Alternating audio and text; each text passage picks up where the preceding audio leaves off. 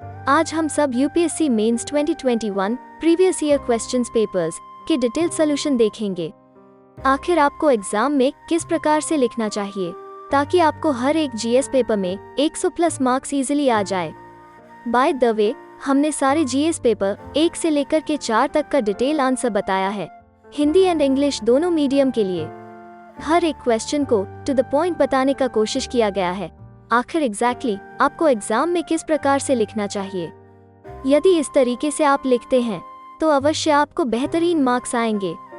इस वीडियो में हम सब general study paper 2 English medium के लिए बनाए हैं। यदि आपको हिंदी मीडियम के लिए डिटेल आंसर चाहिए तो आप वीडियो का लिंक डिस्क्रिप्शन बॉक्स में या कमेंट बॉक्स में देख सकते हैं, जिसमें हमने चारों जीएस पेपर इंग्लिश और हिंदी दोनों के लिए सेपरेट वीडियोस बनाए हुए हैं।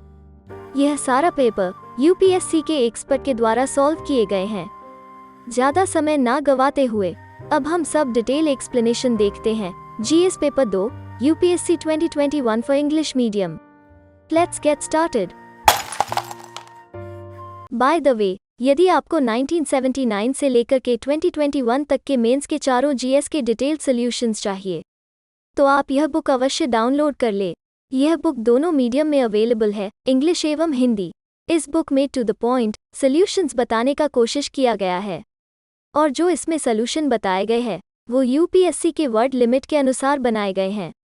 बेहद डिटेल में सॉल्व किया गया है। जिस प्रकार यूपीएससी को आंसर का डिमांड है उसी प्रकार का आंसर इस बुक में प्रस्तुत किया गया है। एंड बाय द वे, यह बुक एक्सआईएएस और रिनाउंड डीयू प्रोफेसर के मार्गदर्शन में बनाया गया है। आशा करते हैं आप इस बुक को डाउनलोड करेंगे। लिंक डिस्क्रिप्शन या कमेंट बॉक्स में आपको मिल जाएंगे। अब हम सब क्वेश्चन नंबर 1 को देखते हैं। 1. Constitutional morality is rooted in the Constitution itself and is founded on its essential facets. Explain the doctrine of constitutional morality with the help of relevant judicial decisions. इस क्वेश्चन का आप answer कुछ इस प्रकार से लिख सकते हैं। Constitutional morality means the adherence to the norms of the Constitution in a democracy. It is not just limited to following the constitutional provisions in their literal sense, but includes a commitment to an inclusive and democratic political process in which both individual and collective interests of the society are satisfied. It requires a practical percolation of values like sovereignty, social justice and equality in the realm of constitutional adjudication. While the term constitutional morality is not found in Indian Constitution, nevertheless it is rooted in various facets of the Constitution. 1. Preamble spells out values like justice, liberty, equality and fraternity to be the foundation stones of our democracy. 2. Fundamental rights protects the rights of individuals against arbitrary use of power by the state. Especially, Article 32 provides for enforcement of these rights in SC. 3. Directive Principles guidelines to the state to implement the vision of the makers of the Constitution. These include Gandhian, socialist and liberal intellectual directions. 4. Fundamental duties. Citizens not only enjoy rights but have to fulfill certain duties towards the nation. 5. Check and balances, like legislative check on executive, judicial review of legislative and executive actions etc. Constitutional morality as per various Supreme Court judgments. 1. Government of NCT of Delhi vs Union of India. All high functionaries need to follow constitutional morality and protect the constitutional values spelled out by the Constitution. Constitutional morality acts as check on arbitrary use of power by high functionaries. 2. Navtej Singh Johar and Oz. vs. Union of India. Supreme Court opined that Section 377 violates the right of members of the LGBTQI community on the bedrock of the principles enunciated in Articles 14, 19 and 21 of the Constitution, dignity of individuals. 3. Nas Foundation case. The Supreme Court opined that only constitutional morality and not public morality should prevail for Justice K.S. Puthaswamy and A.N.R. vs. Union of India and Oz. SC upheld the constitutional validity of Aadhaar subject to certain limitations. Constitutional morality ensures courts must neutralize the excesses of power by the executive and strike down any legislation or even executive action if it is unconstitutional. 5. Indian Young Lawyers Association vs. State of Kerala. Sabrimala case. SC opined that constitutional morality, which includes values like justice, liberty, equality and fraternity ought to be preferred over customary values, traditions and beliefs. It allowed the entry of women into Sabrimala temple irrespective of their ages. Fighting perception, stereotype and prejudices. Constitutional morality is crucial for constitutional laws to be effective. Without constitutional morality, the operation of the constitution tends to become arbitrary, erratic and capricious. आशा करते हैं कि आप इस question को समझ चुके हैं। तो हम सब आगे बढ़ते हैं। अब हम सब क्वेश्चन नंबर 2 को देखते हैं। 2. Discuss the desirability of greater representation to women in the higher judiciary to ensure diversity, equity and inclusiveness. इस क्वेश्चन का आप आंसर कुछ इस प्रकार से लिख सकते हैं। Recently, CJI has called for 50% representation of women in the judiciary. He has also supported the demand to increase gender diversity in legal education. Status of representation of women in higher judiciary. 1. There has never been a women Chief Justice of India. 2. SC was established in 1950. First female SC judge was appointed in 1989. 3. Of the 256 Supreme Court judges appointed in the past 71 years, only 11, or 4.2%, have been women. The representation of women is more in lower judiciary due to recruitment through an open entrance examination. However, the higher judiciary has opaque collegium system, which more likely reflect bias against women. 4. Only out of 25 high courts in the country has a woman Chief Justice, C.J. Hima Kohli at Telangana High Court. Only 73 out of 661 High Court judges, which is roughly 11.04%, are women. In 5 high courts, namely, Manipur, Meghalaya, Patna, Tripura and Uttarakhand, there is not even a single woman judge. Desirability of greater representation to women in the higher judiciary. 1. It will ensure diversity of perspectives is fairly considered. For example, more balanced and empathetic approach in cases involving sexual violence. It will instill greater public trust in the judiciary. 2. Improvements in women's representation in the judiciary remain intrinsic to constitutional ideals of gender equality and social justice. 3. Women's greater participation in higher judiciary will provide impetus to fighting gender stereotypes and can pave the way for women's greater representation in others' decision-making positions, such as in legislative and executive branches of the government. 4. The entry of women judges into spaces from which they had historically been excluded is seen as a positive step in the direction of judiciaries being perceived as being more transparent, inclusive, and representative of the people whose lives they affect. By their mere presence, women judges enhance the legitimacy of courts, sending a powerful signal that they are open and accessible to those who seek recourse to justice. Suggestions to increase women's participation in the higher judiciary. 1. Lack of infrastructure in courts, gender stereotypes and societal attitudes that have created hurdles for women to enter the legal profession. For example, a survey noted that out of nearly 6,000 trial courts, 22% have no toilets for women. This needs to change. 2. Making the process of judicial appointment more transparent, inclusive and involve representation from government and opposition rather than the current scenario of judges appointing judges, collegium system. 3. Adopt better practices from countries like Britain where the government created an advisory panel on judicial diversity to investigate the barriers to women and in the judiciary and propose suitable remedies and recommendations. आशा करते हैं कि आप इस question को समझ चुके हैं। तो हम सब आगे बढ़ते हैं। अब हम सब क्वेश्चन नंबर 3 को देखते हैं। 3. How have the recommendations of the 14th Finance Commission of India enabled the states to improve their fiscal position? इस क्वेश्चन का आप आंसर कुछ इस प्रकार से लिख सकते हैं।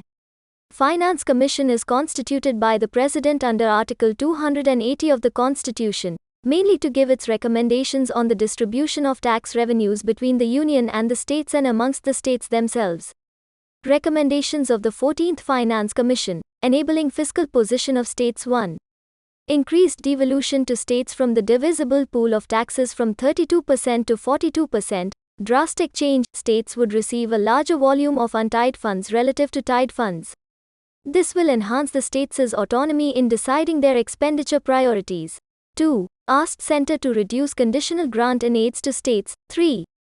Recommend 8 centrally sponsored schemes, CSS, to be delinked from support from the center, thus, states sharing a higher fiscal responsibility and autonomy to implement development initiatives. 4. States got much autonomy in deciding their expenditure priority. This is in the spirit of balancing wheel of fiscal federalism. 5. Given due consideration to the fiscal federalism framework in India by devolving a larger amount to local governments. आशा करते हैं कि आप इस question को समझ चुके हैं। तो हम सब आगे बढ़ते हैं। अब हम सब क्वेश्चन नंबर 4 को देखते हैं। 4. To what extent, in your view, the Parliament is able to ensure accountability of the executive in India?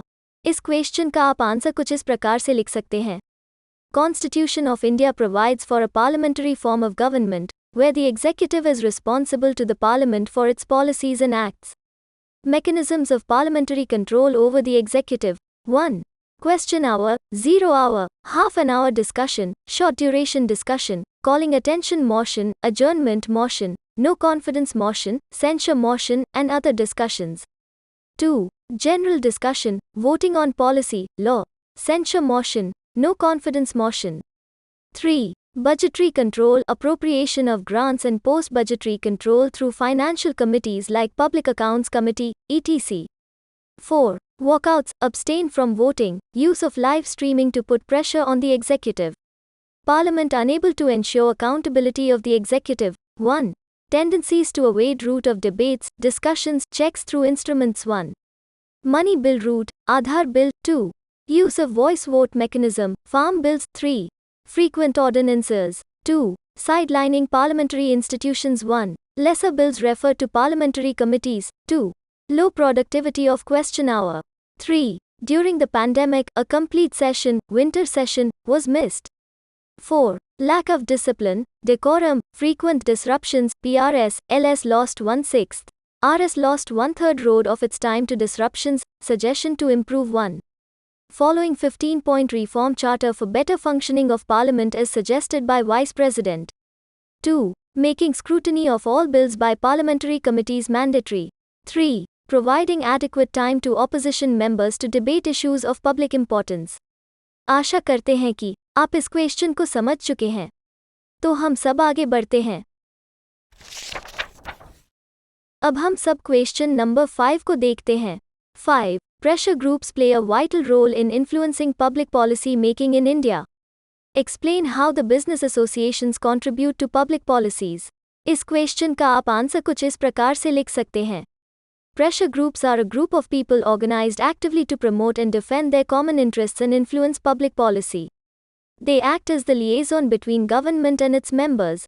Role of pressure groups. 1. Promote opportunities for political participation without political party. 2. Provide expertise and information to government. 3. Help in expressing views and needs of minority groups which remain unheard. 4. Attract the attention of government on important issues. 5. Act as safety valve in the democracy to vent out the pressure of people. Role of business associations. 1. Engaging with the policy makers, government and civil society, influencing policies by way of articulating the views and suggestions of industry, e.g. FICCI. 2.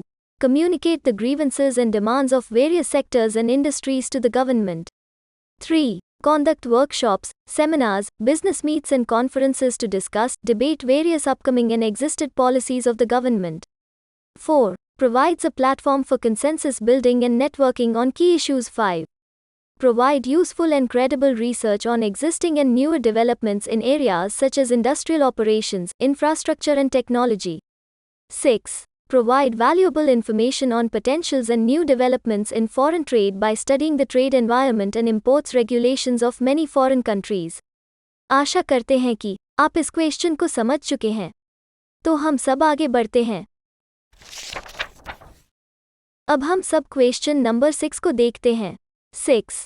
Besides being a moral imperative of a welfare state, primary health structure is a necessary precondition for sustainable development.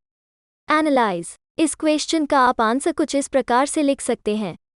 Welfare state is a modern concept of state with special responsibilities for state to improve the socio-economic conditions of the citizens and provide protective measures for their development. In India, the Directive Principles of State Policy, DPSPs, under the Constitution provide the contours of welfare state. Primary health structure is moral imperative of a welfare state due to following reasons. 1.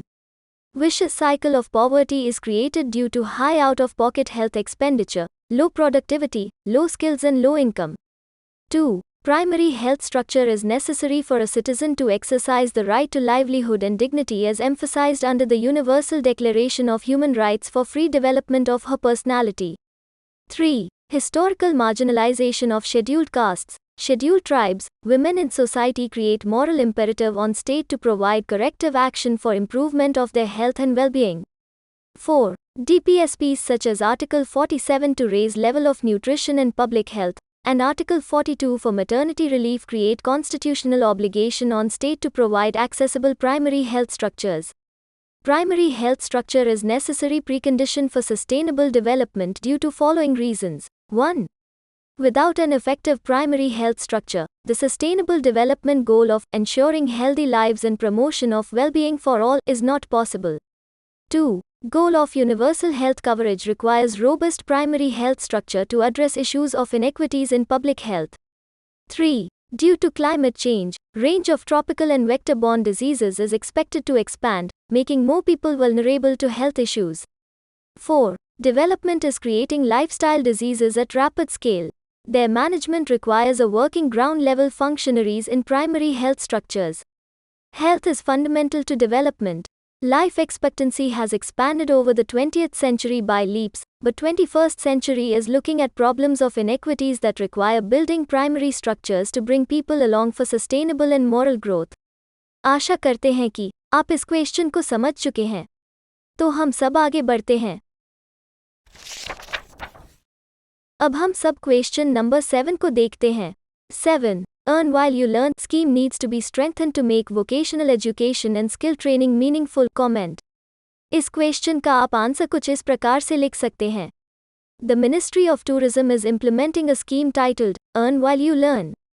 It envisages to inculcate appropriate tourism travel traits and knowledge amongst trainees to enable them to work as student volunteers. This scheme provides short-term training dedicated to travel industry to college-going students pursuing graduation courses or graduates in the age group of 18 to 25 years. Benefits of Earn While You Learn Program 1. Provides opportunities to students to earn while learning to meet their expenses. 2. Exposes the students to the world of work before actual employment. 3. Gives students hands-on experience and confidence, thereby prepares them better for taking up jobs in future. 4. Enables the students to explore their subject preferences and develop them into a career. 5. Helps inculcate in the students values of hard work and dignity of labor. 6. Helps to channelize the inexhaustive energy of the young students in positive activities. Making vocational training meaningful. 1. Burden of providing for household expenses prevents many young people from undertaking vocational training, which creates a void in daily income. 2. Has the potential to attract more people towards undertaking such programs when income is ensured. 3. Give students hands-on experience and thereby prepare them better for taking up jobs in future.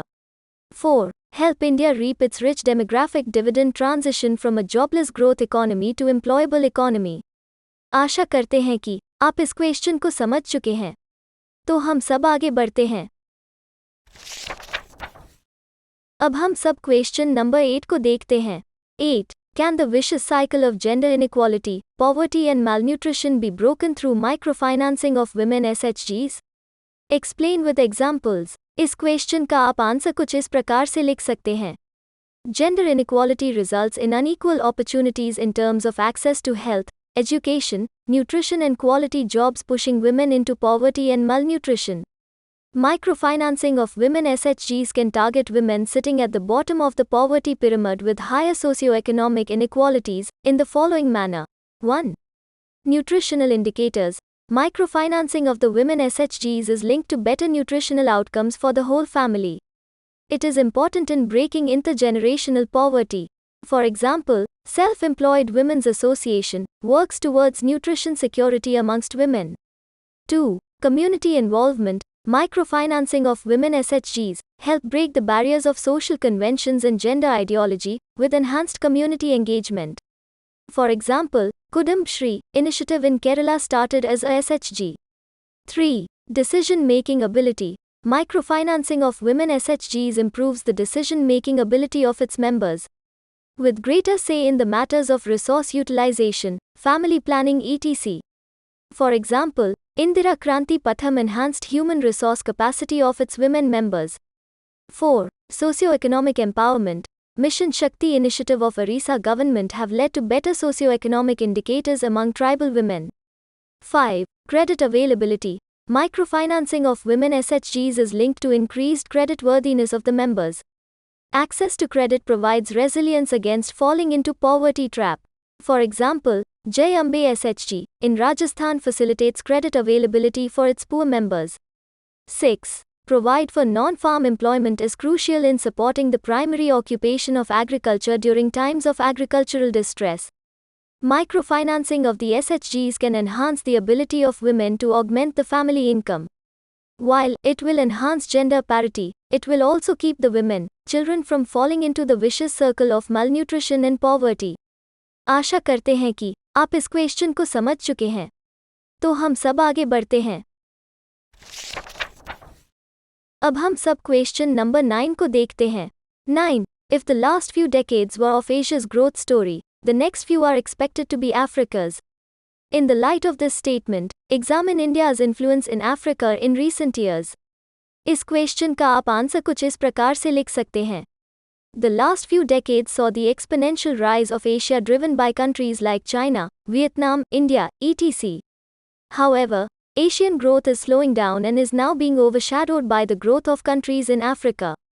Currently, the rate of return on foreign investment is higher in Africa than in any other developing region. India's influence in Africa. 1. India shares long-standing ties with Africa and solidarity forged by the efforts of Mahatma Gandhi against oppressive colonial rule. 2. India is now Africa's third-largest trading partner, accounting for 6.4% of African total trade for a total value of $62.6 billion in 2017-18. 3. India also has a large diaspora in Africa, which India can engage in its favor. 4. India's private sector companies are making inroads in Africa and exploiting these emerging markets. 5. India has time again has stood as a supporter of Africa in international politics tracing back to NAM, which forged South-South cooperation. 6. Principled lending using cooperation like Asia-Africa Growth Corridor compared to debt trap diplomacy of China. 7. India is providing grants and aid in line of credits running into billions of dollars to help Africa in developmental needs. 8. During COVID-19, India used medical diplomacy to help African nations with essential medicines and vaccines. Moreover, India regularly assists African nations during natural disasters by carrying out HADR operations. 9. India also holds several diplomatic forums with Africa to increase its outreach in the continent like India-Africa Forum Summit etc. Africa offers a number of resources that are essential for India's continued growth. Therefore, it is imperative for India to have favorable ties with Africa. आशा करते हैं कि आप इस question को समझ चुके हैं. तो हम सब आगे बढ़ते हैं. अब हम सब क्वेश्चन नंबर 10 को देखते हैं. 10. The USA is facing an existential threat in the form of a China that is much more challenging than the erstwhile Soviet Union. Explain. इस क्वेश्चन का आप आंसर कुछ इस प्रकार से लिख सकते हैं. The rise of China as a major global power, threatening the hegemonic power of the United States, has resulted in the debate of a new Cold War emanating between the two economic powers. Thus, comparisons are being made about the threat faced by the US from China vis-a-vis the threat that was posed by the Soviet Union. Challenges faced by the USA from China compared to the erstwhile Soviet Union. 1. The Soviet Union led the Eastern Bloc during the Cold War era through its military and ideological might. China, on the other hand, competes in administrative models and governance. 2. Compared with the largely theoretical promises of communism of the Soviet Union, China's real-life achievements with its development model appeal to many developing countries. Meanwhile, democracy and freedom have been on a sustained decline around the world over the past 15 years. 3. The Soviet Union openly and directly regarded the United States as its enemy, which it could hardly coexist with.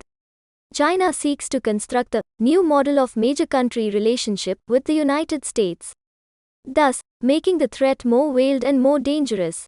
4. China has not aimed to foster revolution and regime change as the Soviet Union did, but worked with ruling elites, offering trade and investment opportunities without criticizing them for violations of human rights, corruption, or authoritarianism as the US does. This has gained many allies for China in the developing world. 5. Compared to the Cold War era, the contemporary global economy is more integrated, especially with China being the top trading partner of many countries, thus an indispensable unit of global trade. 6. While the Soviet Union exhausted its economy while competing with the US in defense and space, China has kept its economy growing and is poised to overtake the US as the largest economy. 7. China is well placed and planning to capitalize on emerging technologies, while the Soviet Union lost the war on the technological front long before its demise. आशा करते हैं कि आप इस question को समझ चुके हैं। तो हम सब आगे बढ़ते हैं। अब हम सब क्वेश्चन नंबर 11 को देखते हैं। 11. The jurisdiction of the Central Bureau of Investigation, CBI, regarding lodging for and conducting probe within a particular state is being questioned by various states. However, the power of the states to withhold consent to the CBI is not absolute. Explain with special reference to the federal character of India. इस question का आप answer कुछ इस प्रकार से लिख सकते हैं। CBI is India's premier central investigation agency which looks into matters of corruption or major criminal matter. The CBI draws its power from the DSPE Act, 1946 which deals with the extension of the power of CBI over states with the consent of the respective government. CBI and Federalism. 1. The police are under List 2, i.e., it is exclusively a state subject. So only the state can make law regarding the same. However, the establishment of CBI under the DPSE Act as police encroaches upon state jurisdiction. 2. Although CBI is required to have general consent from the state government before beginning an investigation in the state, but these consents only lead to red tapeism, thereby delaying justice delivery. 3. The jurisdiction of CBI often comes into direct confrontation with state police which causes federal issues recurrently. 4. However, a weak central authority could be injurious to national unity. Thus, it is imperative to have some agencies that have jurisdiction over the entire country. 5. The confrontation between state and center over CBI is often more prominent when there exist different political parties at the state and center level. 6. The absence of a neutral body to manage or diffuse the confrontation between state and center further aggravates the issue. 7. The Supreme Court and the High Court can order CBI to investigate any crime anywhere in the country without the consent of the state. 8. Moreover, under Article 131, states can drag center in case if they feel CBI violates their right, thus further complicating the confrontation. A strong central investigation is imperative for the national unity and integrity of the country. So, there is a need to promote transparency in the working of CBI which can be ensured by making it a constitutional body. आशा करते हैं कि आप इस question को समझ चुके हैं। तो हम सब आगे बढ़ते हैं। अब हम सब क्वेश्चन नंबर 12 को देखते हैं। 12. Though the human rights commissions have contributed immensely to the protection of human rights in India, yet they have failed to assert themselves against the mighty and powerful. Analyzing their structural and practical limitations, suggest remedial measures. इस question का आप answer कुछ इस प्रकार से लिख सकते हैं। The National Human Rights Commission, NHRC, and various state human rights commissions, SHRCs, have been constituted under the Protection of Human Rights Act, 1993. These commissions are the watchdog of human rights in the country, that is, the rights relating to life, liberty, equality, and dignity of the individual guaranteed by the Constitution or embodied in the international covenants and enforceable by courts in India. Since its formation, the Commission has taken up some important projects and has, through its reviews, reports and recommendations, taken up the cause of prison inmates, patients at mental health asylums, bonded laborers, people with disabilities, women and children and the economically and socially marginalized sections of the country. HRC is unable to assert their mandate and power. 1. The NHRC has been labeled as a toothless tiger because it is swamped with cases but has few resources to address them. 2. Much of the complaints that come to the Commission are dismissed even before a preliminary hearing. Critics argue that the NHRC shies away from contentious cases with political implications. 3. Its recommendations are non-binding on the government and thus ignored. 4. Limited jurisdiction into human rights violation by armed forces and private parties. 5. The inability of NHRC to initiate cases beyond 1 year. 6. The officers conducting investigations are usually on deputation from the same forces that have been accused of violations and which creates a conflict of interest. Remedial measure. 1. More powers, its decisions should be made enforceable by the government. 2. Armed forces, the definition should be restricted to only Army, Navy, and Air Force. Further, even in these cases, the Commission should be allowed to independently investigate cases of violation of rights. 3. Commission's membership. Members of NHRCs should include civil society, human rights activists, etc., rather than ex-bureaucrats. 4. Amending law. Misuse of laws by law enforcement agencies is often the root cause of human rights violations. So, the weakness of laws should be removed and those laws should be amended or repealed if they run contrary to human rights. 5. Independent staff. NHRC should have its independent investigating staff recruited by itself, rather than the present practice of deputation. The situation of persistent human rights violations across the country presents manifold challenges. There is a need to improve and strengthen the human rights situation. It is important to empower NHRC to make it work more efficiently and independently. आशा करते हैं कि आप इस question को समझ चुके हैं। तो हम सब आगे बढ़ते हैं। अब हम सब क्वेश्चन नंबर 13 को देखते हैं। 13. Analyze the distinguishing features of the notion of right to equality in the constitutions of the USA and India. While both India and the USA are culturally pluralistic societies which have a democratic form of government and similar judicial systems, they have different interpretation of the notion of right to equality. Right to equality in USA. 1. United States had derived this right from Declaration of Rights and most importantly, from the Bill of Rights. It was inserted in the Bill of Rights through 14th Amendment in year 1868. 2. Concept of equal protection of law, equal treatment under equal circumstances. 3. Emphasis on civil and legal equality. 4. Equality in procedural sense. Focus on equality of opportunity. 5. Original Constitution did not prevent discrimination, e.g., segregation against African Americans before the Civil Rights Act, 1964. Right to equality in India. 1. In India, the Constituent Assembly had the intent to inculcate this right in the Constitution at the initial level. Assembly did the same by inserting them in Chapter 3 named as Fundamental Right. 2. Follows both British model of equality before law and American model of equal protection of law, Article 14, 3. Both civil legal as well as socio-economic equality. 4. Substantive equality. Provides expressly for affirmative action to ensure equality, Art 16, focus on ensuring equality of outcomes along with equality of opportunity. E.g., reservation in promotions. 5. Prevents discrimination and abolishes untouchability since its inception and adoption. Art 15, 17. आशा करते हैं कि आप इस question को समझ चुके हैं। तो हम सब आगे बढ़ते हैं। अब हम सब क्वेश्चन नंबर 14 को देखते हैं। 14.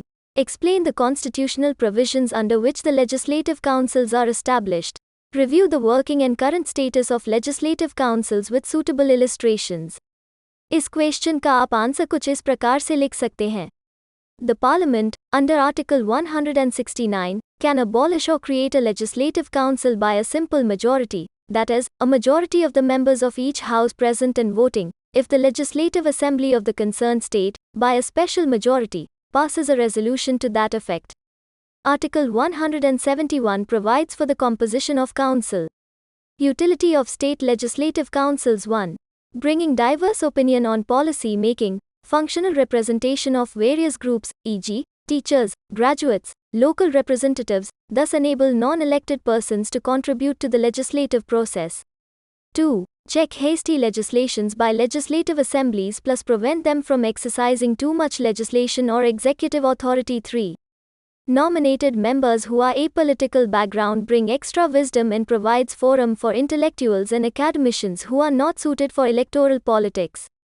4. Brings pressure on legislative assembly for policy making. Concerns with legislative councils. 1. They can be created and abolished by union parliament by a simple majority. 2. Their recommendations are not binding on assembly plus became backdoor for failed politicians. 3. Burden on public exchequer. 4. Representing graduates in the House has outlived its utility. 5. Politicization in selecting nominated members. 6. Can create delay in policy making. आशा करते हैं कि आप इस question को समझ चुके हैं। तो हम सब आगे बढ़ते हैं। अब हम सब क्वेश्चन नंबर 15 को देखते हैं। 15. Do department-related parliamentary standing committees keep the administrations on its toes and inspire reverence for parliamentary control? Evaluate the working of such committees with suitable examples. इस क्वेश्चन का आप आंसर कुछ इस प्रकार से लिख सकते हैं। The department-related parliamentary standing committee have been formed to cover all the ministries, departments of the Government of India. Each of these committees consist of 31 members, 21 from Lok Sabha and 10 from Rajya Sabha, to be nominated by the Speaker, Lok Sabha, and the Chairman, Rajya Sabha, respectively. The term of office of these committees does not exceed 1 year. Functions of Department-related Parliamentary Standing Committee. 1. To consider the demands for grants of the related ministries, departments and report thereon. The report shall not suggest anything of the nature of cut motions. 2. To examine bills pertaining to the related ministries, departments, referred to the committee by the chairman or the speaker, as the case may be, and report thereon. 3. To consider the annual reports of the ministries, departments and report thereon. And 4. To consider national basic long-term policy documents presented to the houses, if referred to the committee by the chairman or the speaker, as the case may be, and report thereon. Significance of department-related parliamentary standing committees. 1. Emphasis on long-term plans, policies guiding the working of the executive. These committees are providing necessary direction, guidance and inputs for broad policy formulations and in achievement of the long-term national perspective by the executive. 2. It is easier to examine a topic in depth by a committee of 30 than by an assembly of 700. 3. The work put in by the total 24 DRSCs in examining the demands for grants of all the ministries equals 30 days of functioning of the Parliament. 4. They enable input from experts and those who may be directly affected by a policy or legislation. 5. Being outside direct public glare allows members to discuss issues and reach consensus without worrying about constituency or party pressures. 6. Overall, secure more accountability of the executive towards the legislature. Issues, challenges of standing committees. 1. Meetings happen behind closed doors of which the minutes are never published, creating the issue of transparency in the working of the committee. 2. The committee's recommendations are not binding in nature. This leads to bypassing the result of detailed scrutiny of the bill. 3. Lack of standing research support. There is an absence of dedicated researchers associated. 4. All the bills are not referred to the departmental standing committees. 5. 1-year tenure leaves very little time for specialization. 6. Attendance of MPs at the committee meetings is weak. Also, one committee had to deal with too many ministries. आशा करते हैं कि आप इस question को समझ चुके हैं। तो हम सब आगे बढ़ते हैं। अब हम सब क्वेश्चन नंबर 16 को देखते हैं। 16. Has digital illiteracy, particularly in rural areas, coupled with lack of information and communications technology, ICT, accessibility hindered socioeconomic development? Examine with justification. इस क्वेश्चन का आप आंसर कुछ इस प्रकार से लिख सकते हैं। Digital literacy is the ability of individuals and communities to understand and use digital technologies for meaningful actions within life situations. It would bring the benefits of ICT to daily lives of rural population, especially in the areas of healthcare, livelihood generation and education. However, issues with internet connectivity in rural areas and lack of access to information and communications technology coupled with frequent internet, electricity outages and high cost of internet. Only 15% in rural India have access to internet, furthered the rural-urban digital divide in India. Digital illiteracy as a factor hindering socio-economic development. 1. Children are not able to access quality education or attend virtual classroom. This divide was further enlarged during the lockdown imposed due to the pandemic, creating an imbalance between urban and rural education. 2. Acts as an impediment to access to telemedicine. This becomes a challenge especially given the poor brick-and-mortar health infrastructure in rural areas. 3. Prevents rural youth from capitalizing on myriad of employment and income generation opportunities available through effective use of internet, e.g., e-commerce. 4. Digital illiteracy prevents effective e-governance and service delivery of government schemes to beneficiaries. 5. Digital illiteracy especially among women and girl child has increased the gender imbalance in the rural areas. 6. Emphasis on digitization and computerization, while ignoring digital literacy, has led the elderly population especially vulnerable to inaccessibility of government benefits and schemes. It should be noted that digital divide is more than just an access issue and cannot be alleviated merely by providing the necessary equipment. There are at least 3 factors at play: information accessibility, information utilization, and information receptiveness. More than just accessibility, individuals need to know how to make use of the information and communication tools once they exist within a community. आशा करते हैं कि आप इस question को समझ चुके हैं। तो हम सब आगे बढ़ते हैं। अब हम सब क्वेश्चन नंबर 17 को देखते हैं। 17. Though women in post-independent India have excelled in various fields, the social attitude towards women and feminist movement has been patriarchal. Apart from women education and women empowerment schemes, what interventions can help change this milieu? इस question का आप answer कुछ इस प्रकार से लिख सकते हैं. Status of women in post-independent India has continuously changed with changing socio-economic and political realities. This change has been a result of external agents and catalysts like government initiatives and from within with the help of women-led movements. Women like Kalpana Chawla, Sindhutai Sapkal and Kiran Mazumdar-Shaw represent diverse fields of social work and professional life where women have left their mark. But issues like Sabrimala controversy or triple talaq highlight that patriarchal barrier to women empowerment remain deeply entrenched in society. Education and government schemes for women empowerment are not sufficient. A different set of interventions are needed, such as 1. Urbanization. Urban milieu breaks past rigid social structures with relative ease. For example, in domestic roles, social freedom etc. 2. Public safety. It promotes greater participation of a greater number of women in economy and public life. It addresses personal anxieties and family barriers. Concepts like 24x7 cities can combine urbanization and needs of public safety. 3. Family values. Gender equality needs to start within homes, in attitudes of parents, spouse and siblings. 4. An Indian equivalent of Athena Swan Charter is needed to promote women participation in STEM. 5. The cause of gender equality at work will be helped by balancing maternity leaves with paternity leaves.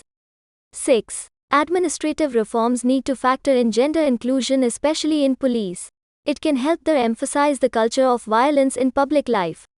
Popular culture of cinema, music can play a role in changing social attitudes, such as movies like Secret Superstar or Dangal. Education and empowerment schemes are necessary to support feminist movement, but issues hindering gender equality in India require more fundamental and practical approach. आशा करते हैं कि आप इस question को समझ चुके हैं। तो हम सब आगे बढ़ते हैं। अब हम सब क्वेश्चन नंबर 18 को देखते हैं। 18. Can civil society and non-governmental organizations present an alternative model of public service delivery to benefit the common citizen? Discuss the challenges of this alternative model. इस क्वेश्चन का आप आंसर कुछ इस प्रकार से लिख सकते हैं। Civil society organizations, CSOs, refer to collectives that are separate from the state, government and business. These are organized by individuals for their private interests. A non-governmental organization, NGO, is a private, non-profit, voluntary, citizen-based group which functions to serve a specific social or political purpose. Utility of CSOs and NGOs as alternative model of public service delivery. 1. Civil society organizations can provide a ready pool of volunteers and resources that the government can tap into. Issues of inclusion-exclusion error can be addressed through verification by independent teams of volunteers. 2. Gaps in last-mile delivery of public services can be addressed. For example, during COVID lockdown, a number of NGOs, voluntary groups distributed food, ration and vegetables for the homeless and the migrants.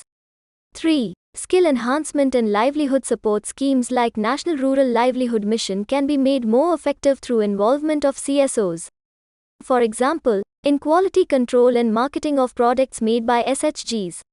4. CSOs are better placed to render services and assistance in issues like domestic violence, administrative and legal assistance to marginalized sections, and detrials, sex workers etc. 5. CSOs and NGOs can play the role of effectively communicating the needs of people to the government. For example, PM Garib Kalyan Rojgar Abhiyan was launched in response to Mazdoor Kisan Shakti Sangathans petitioning for distribute food grains to everyone. 6. Dissemination of trusted information to people and countering propaganda and disinformation can be done through partnership between government, CSOs and NGOs. For example, Oxfam's partnership with Purvanchal Gramin Vikas Sansthan. Challenges in use of CSOs and NGOs as alternative model for delivery of public services. 1. Ad hocism and lack of continuity that NGOs face in dealing with the government undermines long-term engagement and testing of development models. 2. The Big Brother attitude of the government officials and their mindset of construing NGOs simply as contractors fulfilling staffing requirements is not conducive. 3. There is also issue of MIS appropriation of funds by NGOs. Council for Advancement of People's Action and Rural Technology found various NGOs swindling government funds for personal use. As per CBI, less than 10% of the NGOs registered under Societies Registration Act file annual financial statements. 4. Enforcement Directorate had zeroed in on some NGOs which were working as front organizations for the banned Communist Party of India and were suspected to have funded Naxal operatives. 5. Some NGO are accused of using foreign funds for provoking protests and stall governmental projects. For example, the protests against Kudankulam nuclear plant, Narmada Bachao Andolan, etc. 6. There have been reports of NGOs lobbying with parliamentarians and using the media to manipulate issues in their favor. Undue effect of NGOs on policy creates issue of democratic legitimacy. CSOs and NGOs must be made an integral part of development process in the country. But there is no alternative to administrative channels for delivery of public service. Administrative reforms must be carried out in interest of efficiency, effectiveness and good governance. आशा करते हैं कि आप इस question को समझ चुके हैं। तो हम सब आगे बढ़ते हैं। अब हम सब क्वेश्चन नंबर 19 को देखते हैं। 19. Critically examine the aims and objectives of SCO. What importance does it hold for India? इस क्वेश्चन का आप आंसर कुछ इस प्रकार से लिख सकते हैं। The Shanghai Cooperation Organization, SCO, is an intergovernmental organization found in Shanghai, with the objective of political, economic and security cooperation between the member nations. India became a permanent member of the SCO in 2017. The aims and objectives of the SCO includes the following. 1. To strengthen the relations between member states, by deepening political, security and economic cooperation. 2. To strive for joint cooperation between the members to confront threats emanating from terrorism, extremism and separatism. 3. SCO aims to move towards developing a democratic and equitable international political order. 4. To ensure joint efforts in maintaining peace, security and stability in the region. 5. To deepen engagements in field of trade, commerce, transport, tourism, environment, cultural linkages, education, research and technology. A critical examination of aims and objectives of SCO is presented below. 1. India-Pakistan-Russia-China relations create a complex matrix of diverging and conflicting interests. For example, different interests in Taliban Afghanistan. 2. China has shown little respect to international rule-based order. Checkbook and wolf warrior diplomacy, human rights violations and re-education camps, Hong Kong issue etc. raise serious questions on Chinese commitments to aims and objectives of SCO. 3. Under the disguise of economic cooperation, China has pushed its BRI project through SCO. 4. Pakistan and China are known to have supported terrorist and separatist organizations raising questions on RAT's mechanism. China, Russia, Ukraine issue, and Pakistan are accused of destabilizing the regional peace, security and stability. 5. Limited developmental cooperation between SCO countries during COVID waves shows lack of broad-based engagement. The SCO, as a regional intergovernmental organization, holds following importance for India. 1. SCO allows India to deepen its strategic reach in Central Asia. India already has substantial soft power potential, Buddhist linkages, Bollywood movies etc. in Central Asia, which it can exploit through SCO. 2. India's membership of SCO can boost energy security by providing access to mineral and energy resources of the Central Asian countries. The membership, with its emphasis in trade relations, provide an inroad for the Indian investors to explore the untapped market potential in the Central Asian region. For example, FICCI hosted the SCO Business Conclave. 3. SCO can provide a platform to discuss bilateral issues with Pakistan and China. 4. SCO can play a pivotal role in combating terrorism, extremism and radicalization. For example, Dushanbe Declaration aims towards regional stability. 5. India's presence in the SCO will help in India's aim to link itself to the larger Eurasian region, and to Europe via an INSTC. Thus, boosting connectivity in the region. SCO can play an important role in deepening people-to-people engagement through cooperation in the field of education, medicine, tourism etc. The inimical acts of Pakistan, border dispute with China etc. factors could minimize the positive outcomes from SCO. In this light, India's secure strategy should be adopted to make SCO more effective in regional growth and stability. आशा करते हैं कि आप इस question को समझ चुके हैं। तो हम सब आगे बढ़ते हैं। अब हम सब क्वेश्चन नंबर 20 को देखते हैं। 20.